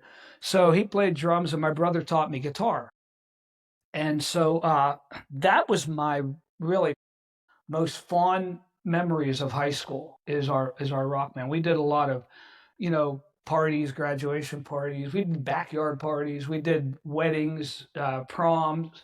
We did things like that, and we're just high school kids. And my dad always says to this day, he said when we first started practicing that, he was ready to just rip his hair out.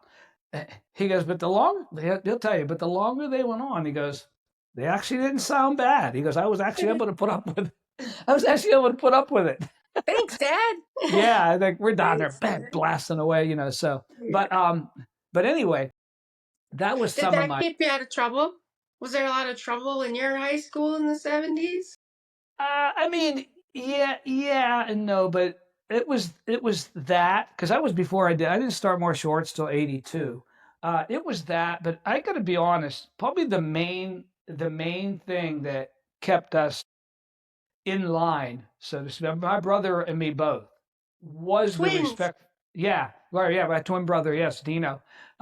He what kept us in line most was the respectful fear of my parents. My Really? father, my dad, does not screw around, and if he caught you doing something, you were in for it. Hmm.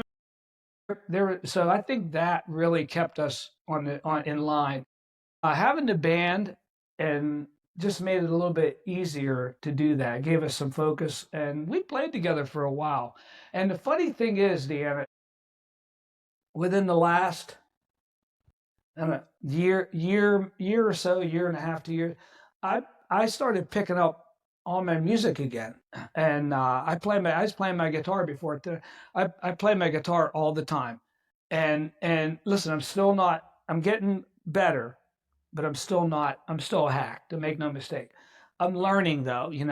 But I love just. It's very therapeutic.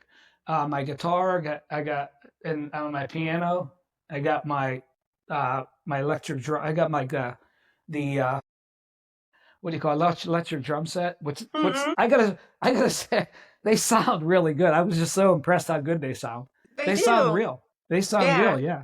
So I had yeah. So that's kind of like my in my basement, I guess, for lack of a better term, your man cave. I call it my music cave. It's not my man cave. It's my music cave. So Okay. I've been I've been trying to do that and actually writing some stuff too. My brother and I will get together and we'll write some stuff and we just have a blast. And Good for you. he had yeah. So it's always good to get back. It was good for me to get back into that.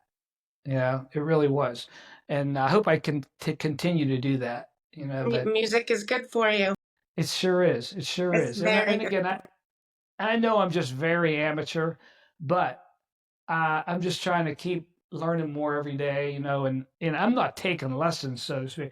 But I mean, I'll try to watch YouTube guys and see little things that they do, and maybe I'll try that, maybe but it's just fun learning it, and like I said, martial arts, music, motorcycles, hockey. That's my four things.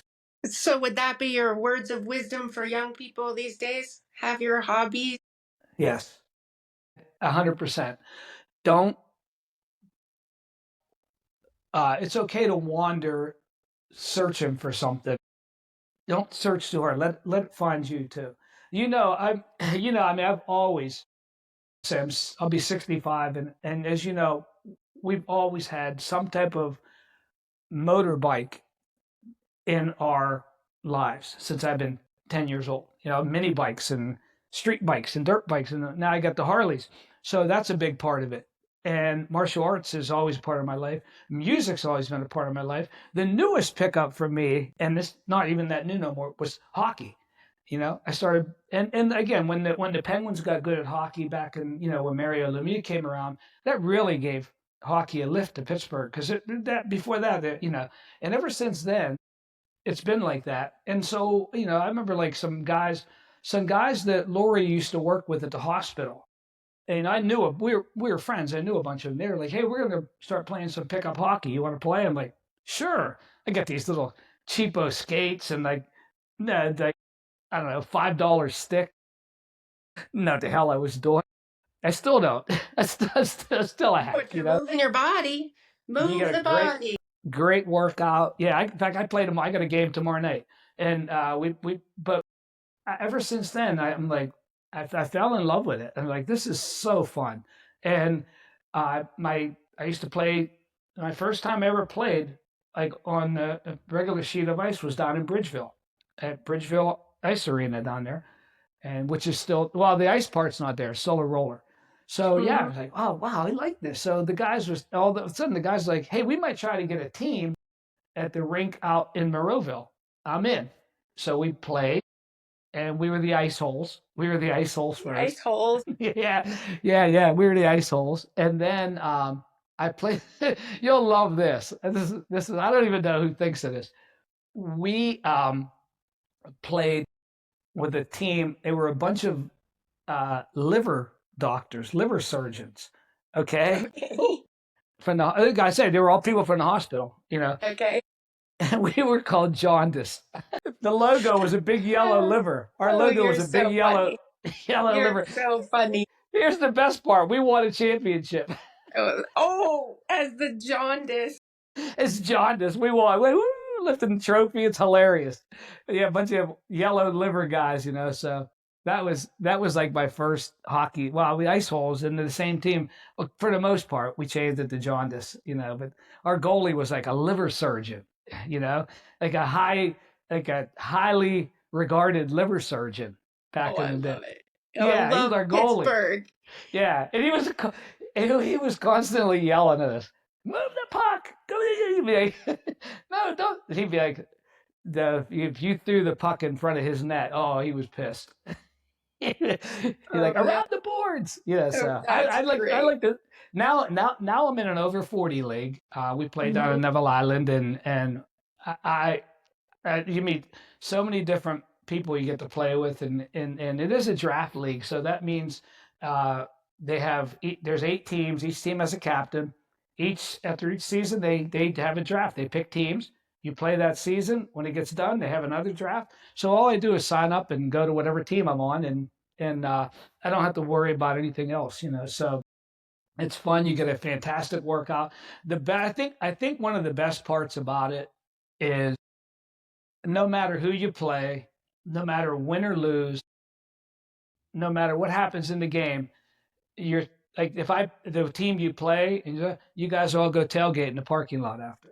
I remember not too long ago, it was like 10 degrees out.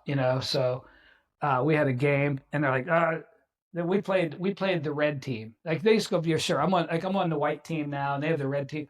So the red team, they're a bunch of friends of ours. So like, hey, we played them, and I think we tied them at night. This is probably only about 3-4 weeks ago.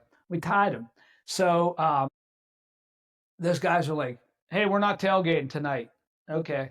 Instead, we're going over to Red's locker room and drink there. so we went to their locker room. And hung out with those guys and drank with them. So it's got to be a nice addition to have a team sport. Probably is able to help you teach your students more, because people think of karate as an individual sport. Yes. But I think you make us feel like a team. Well, Deanna, I always like to think that I always say we're the biggest team going, because everybody wants you to do well. Nobody wants you to fail, and everybody wants to help each other. That's one of my sayings. We're the biggest team. We're the biggest team going. If we have 25 people in here, we're a 25-person team. Let's work together And it is. I think that we portray that too. That we want you to we want you to do well. Nobody wants you to fail I and such. love that. That's some of the first things I tell a new student. Listen to me. Nobody here wants you to fail. They might get on your case about something that you're doing wrong, but it's only to help you. And hopefully they understand that. I had a couple of new students who just started, and they're doing well. That's the first thing I told them. Nobody in here in this room wants you to fail. Everybody wants you to succeed. So Thank you, that's sir. kind of the message we give them. Thank you, sir. That's a You're welcome. great message. That's a Yeah, great message. we hope so. We think that it's a good way Mm, to do it. But it is a big team. You're right. It is. yeah. It gives you a little bit of perspective of both sides, and I think makes you a better teacher. And you get to have your own hobby that isn't just karate. Yeah, yeah, right, right, right.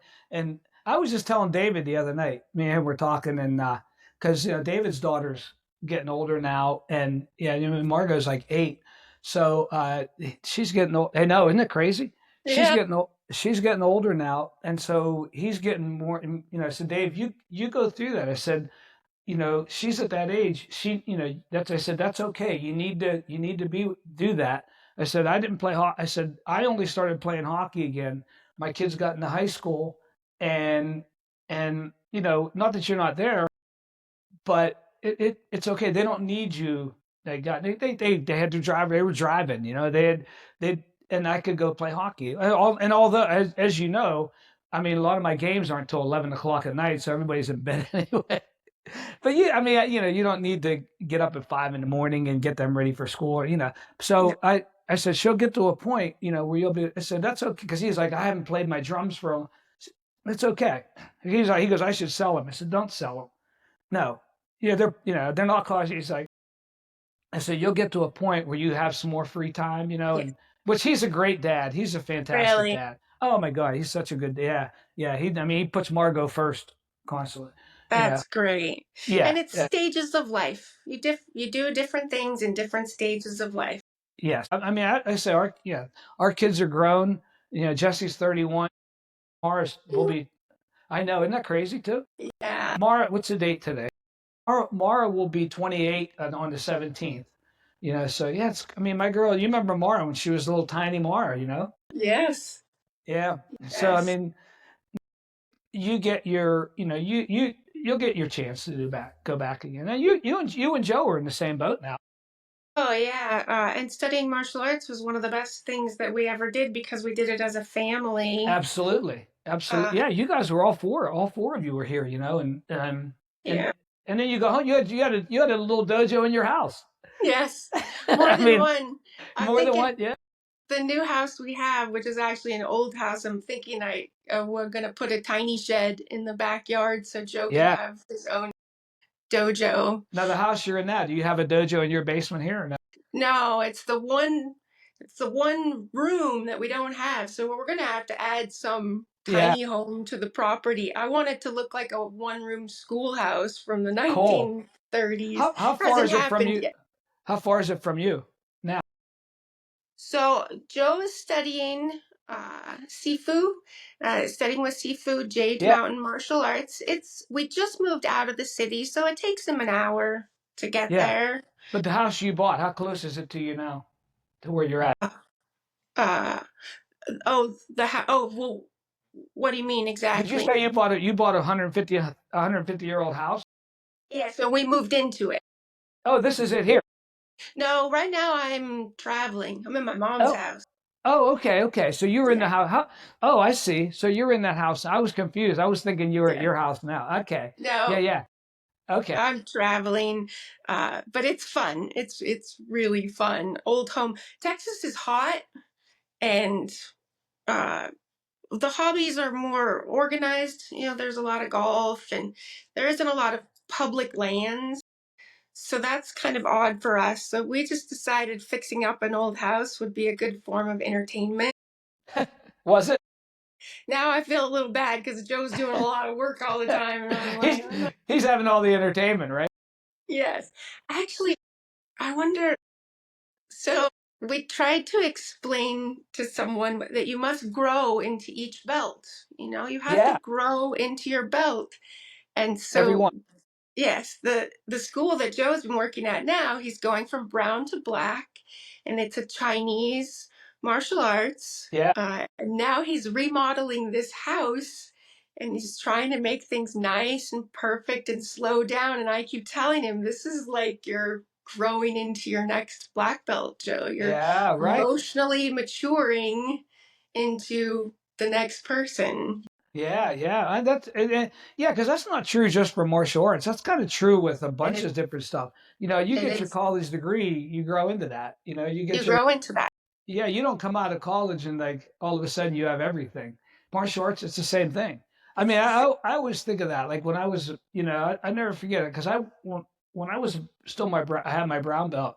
I was working. I used to do computer drafting, and I was working over in Warren, Ohio, they're called Packard Electric, and they do electrical systems for GM cars. So it was a big place, and like people there like they knew I did martial arts, but I didn't really tell too many people. They knew though, and I had my brown belt, and people were like. And they didn't, people that did know. When I remember the night when I got my black belt, the next day I went into work, I was excited. I'm like, I got my black belt. They're like, oh my God, like yesterday you didn't give a crap. Yes. So, Yes. so I'm really no different, but I had received the black, Sensei tested me for black belt, and so at that point, I mean, it was a big thing to me, but I was just like how excited they were. What do you think? Like yesterday was a white belt. Yeah. Yeah. I didn't quite understand that, but like I knew because I didn't feel any different. I didn't really feel any different from the day before, other than pride, being Yeah. proud. But I mean, as far as my capabilities, I'm like, oh well, yesterday I was able to do that too. And then so it's not like you have these magical powers now, But some people look at it that way. But you're right. You have to grow into everything you do. I'm still growing. I got a lot of growing to do, Deanna. I think this podcast might be my black belt kata. There you go. Yeah. Yeah, that's right. That's right. Because, Yeah, you really got to step out of your comfort zone and do you do. things so You that do. you can move to the next level in life. When you got that first black belt, did you know at that time that now you were a beginner? I at yeah, I was young too. I mean, I was probably 26 when I got it. I mean, I started at 21. So, um, in some ways, in some ways, I I thought I was Mr. Badass now. Okay. In some ways, I was afraid because I'm like, oh no, now what? And in some ways, I was like, wanting to do like they said being a beginner and wanting to do more some ways I would so it was like a variety of things but I do remember I'm like oh yeah I'm badass now that all of a sudden slap that gets back into like you slap back Yeah. into reality you know Yeah. like, settle down there Chuck Norris you're not that good Yeah. you know It's what I mean like, no, now we gave you a belt that signifies you're allowed to learn. Yes, yes. And I would say it's like going, from maybe high school to college or something like that. You graduate high school, you're a big hot shot. Now college starts, you're like, well, what's all this stuff? And I try to tell my young black belts that. I said, welcome to the beginning. Now, like when they come to Friday night black belt class, I try to tell them this everything you do here is new. I'm like, what do you mean? They look at you like, what do you mean new? I know you mean I don't know everything? Sadly. No, we haven't even begun to teach Yeah. you. Like none of us, like, I don't know everything either. It's okay. Mm-mm. That's how we do it, but Mhm. yeah. And it's fun though. That's great. I miss Friday nights. Yeah, I love yeah, we still doing it. Friday nights. Yeah. Friday night fight night. There are still so many videos of Joe and I, or whomever, Joe and someone just scrapping on the mat, rolling around, hitting Fun. each other. And then you can see my boys in the background with their like Nintendo and their Yeah. feet on the wall. And they're just like, yeah, that's what my parents do on Friday night. You mean your parents don't do that? Yeah. Yeah, like don't everybody's parents Yeah. just go. Yeah, not Uh, everybody's parents. That's funny. Yeah. yeah, Your parents must not be cool. no, no. That's Although hilarious. then they got bigger, and Matt used to let me pretend spar with him in the pool. Uh, but then now, now I'm just like, okay, I'm all right. Yeah. Thanks. Yeah. I know. Cause Mhm. yeah, they're, how old? Matt's in college now. Matt is 19. Joe is 21. They're both You in know, college. Joe is the most emotionally disciplined person you ever meet. Really? I just recently said, I think all that martial arts we taught you at a young age like really stuck because he has serious level of integrity and he expects that from other Good. people. Yeah. It's You can awesome. really tell that he was taught honor and integrity and discipline at a Very very good. young age. And even though I don't know how much of it consciously remembers, it's very much guided his personality, in my Yeah, opinion. yeah. Hmm. It's part of your learning when you're that young too. But that's good, Hmm. man, because I mean, you don't see that a lot. And like a lot of times, well, he's older now, but like, you got some kids like they want a black belt in like 5 months. You're in the wrong place, bro. No, I don't, that's not gonna, I mean, you gotta, and I've even told some students, like, I forget, like, if I have some of my young students teaching and they're talking or being goofy while they're teaching, and I, if I find out about it, or if I'm in my office and I hear them, I'll, I'll let it go. But if they don't, I'll say, listen, you might be up here someday teaching, and you're not gonna want to have somebody disrespecting you too. And then next thing I tell them is like, you haven't done crap here compared to them. So just shut your mouth and listen to them. Okay, that kid standing there is a black belt for a reason. It's not a mistake. It's not by accident. And if no. you haven't done squat here compared to him. So just shut up and learn. And they look at you like, you got that? Like, I wasn't speaking Japanese. You got it? Yes, Sensei. Okay, good. I don't want to have to do that. It happened not too long ago. He kept telling people, "Be quiet, man. I'm teaching," and I was sitting right in there. I'm like, you think I'm deaf? So I just think that they're young and Oh, yeah. stupid, and Well, that's they're why their good parents kids. brought them to martial arts so they could It's probably learn some probably yeah, discipline, yeah, controlling yourself, because they respecting are good others. kids. Oh, They are sure. good kids, very good kids. But I mean, even good kids need to be told sometimes, no, this is not Absolutely. what we do here. This No. is not how this goes.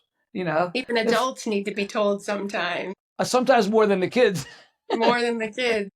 Sometimes, yeah, sometimes more than the Yeah, kids. It's crazy.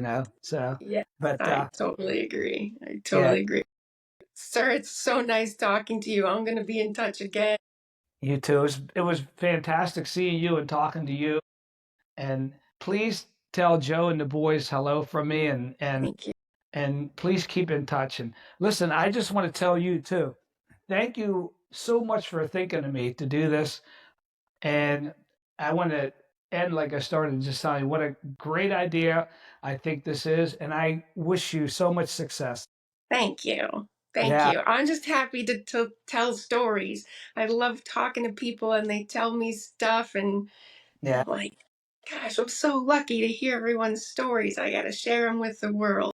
Yeah. Well, I'll tell you what, I think I think the basis of your podcast is, I really, really hope it's a huge success, because Thank I'm you. sure there's a lot of interesting stories out there. I mean, hopefully people like, stuff that they heard from me. I hope some may not, but but hopefully, and there's a lot of stories out there. I will definitely be watching yours. Thank you. And yeah, yeah, and I think it's a fantastic idea. I can't stress that enough, and I really hope it goes good for you. Thank you, sir. I'll tell. You were top of my list. There's just the certain friends that you have that you love to talk to, and I knew exactly where I was going with some of Thank you. my I first had a episodes. wonderful time sitting here talking, reminiscing, and talking about Thanks. all the different. And like I said, I think you covered all the areas that I would have wanted to cover too. And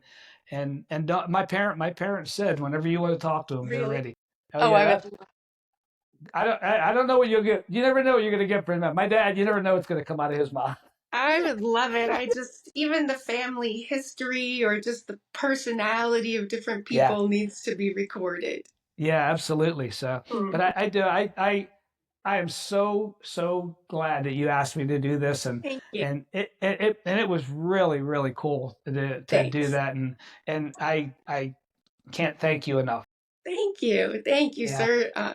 That's how I feel about the years I spent with you. I can't uh, thank you enough for what you did I for me and my family.